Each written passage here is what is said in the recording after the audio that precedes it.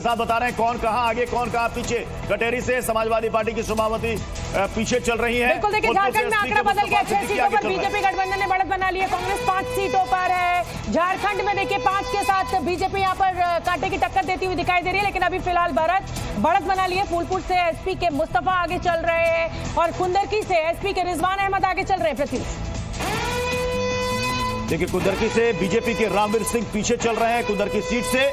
और इसके अलावा आपको बता दें कि बाकी जो उम्मीदवार हैं उनके भी नाम हम आपको बता रहे हैं, कहां से बाई इलेक्शन में कौन आगे कौन पीछे। मझवा से बीजेपी की सुष्मिता आगे चल रही है। बिल्कुल, संजीव शर्मा गाजियाबाद से बीजेपी के उम्मीदवार आगे चल रहे हैं। हाँ, गाजियाबाद परंपरागत सीट है बीजेपी की। यहाँ पे मुझे बिल्कुल हैरानी नहीं हो रही है। समाजवादी पार्टी के कैंडिडेट यहाँ से पीछे चल रहे हैं और गाजियाबाद में हमेशा बीजेपी जीतती रही है। करल से समाजवादी पार्टी के तेज प्रताप आगे चल रहे हैं। करल जो है परंपरागत सीट है समाजवादी पार्टी की, और अगर यहाँ से वो आगे बढ़त बनाए हुए तो इसमें भी कोई हैरानी नहीं है। तो यहाँ पर आप देखिए बीजेपी एक, लेकिन समाजवादी पार्टी में 2 सीटों पर समाजवादी पार्टी ने बढ़त बनाई हुई है। यूपी में 1 सीट पर बीजेपी आगे चल रही है। कुल 9 सीटों पर उपचुनाव हुए हैं, जिसमें से अगर आप एनडीए गठबंधन को देखेंगे तो उसके खाते में लगभग 5 सीट थी, 4 सीट गई थी समाजवादी पार्टी के खाते में। खैर से समाजवादी पार्टी की चारू कैन पीछे चल रही है। हालांकि खैर सीट बीजेपी की सीट मानी जाती है। बीजेपी ने यहां पर जीत दर्ज की थी। इस बार साख प्रतिष्ठा की लड़ाई इसलिए कहा जा रहा है कि कौन अपनी सीटों को बचा पाता है, कौन नई सीट पे सिंधमारी कर पाता है। बिल्कुल, मीरापुर से समाजवादी पार्टी के कैंडिडेट पीछे चल रहे हैं। यानी आप समझ लीजिए मीरापुर, जहां पर हिंसा की तस्वीरें मिली थी, बंदूक तानने की तस्वीरें भी दिखी थी, अखिलेश यादव हमलावर थे, उसी मीरापुर सीट से समाजवादी पार्टी की जो प्रत्याशी है वो पीछे चल रही है।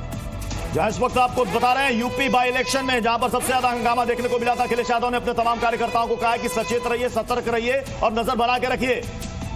और देखिए बहुत डिफरेंस ये बढ़ता जा रहा है। 11 सीटों पर बीजेपी गठबंधन लेके लीजिए बराबर हो गया 10 सीटों के साथ। अब महाअघाड़ी जो है वो टक्कर ले रहा है। अगर हम उत्तर प्रदेश की 3 सीटों की बात करें तो यहाँ पर समाजवादी पार्टी 2 सीटों के साथ आगे चल रही है बीजेपी से। झारखंड में बीजेपी आगे चल रही है 6 सीटों के साथ। छगन भुजबल को बढ़त मिल गई है एनसीपी के।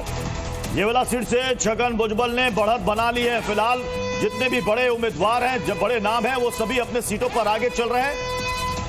जिंदोसी सीट से संजय निरुपम को भी बढ़त मिली। अभी थोड़ी देर पहले आकर के उन्होंने मीडिया के सामने बाइट भी दिया। उन्होंने कहा कि थोड़ी देर का इंतजार कीजिए, सारी तस्वीर आपके सामने क्लियर हो जाएगी।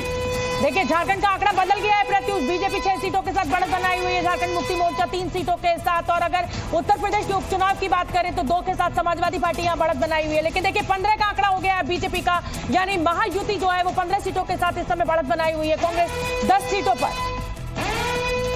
15 सीटों पर महाराष्ट्र में बढ़त बनाई हुई है। इस वक्त महायुति बारामती सीट से अजीत पवार को बढ़त मिली हुई है। बारामती में जहां पर चाचा और भतीजे की लड़ाई है, महाराष्ट्र में 15 सीटों पर बीजेपी प्लस इस वक्त आगे चल रही है। सीटों का रुझान प्रत्युष हमें मिलने लगा है, जिसमें 15 पर बढ़त बनाई। 15-12 ये जो टैली है, ये देखिए शुरू के 1 घंटे में ये बहुत तेजी के साथ आंकड़ा जो है वो कांटे की टक्कर की ओर बढ़ता है। लेकिन जैसे जैसे समय आगे बढ़ता है उसके बाद किसका रुझान नतीजों में बदलता जाता है, ये तो अभी इंतजार हमें करना होगा। लेकिन अभी इस समय 13 मिनट की काउंटिंग पूरी हो चुकी है और जो शुरुआती रुझान हमें मिल रहे हैं 28 सीटों के महाराष्ट्र में, उसमें कांटे की टक्कर 15 और 13 के साथ हमें दिखाई दे रही है। एकनाथ शिंदे मुख्यमंत्री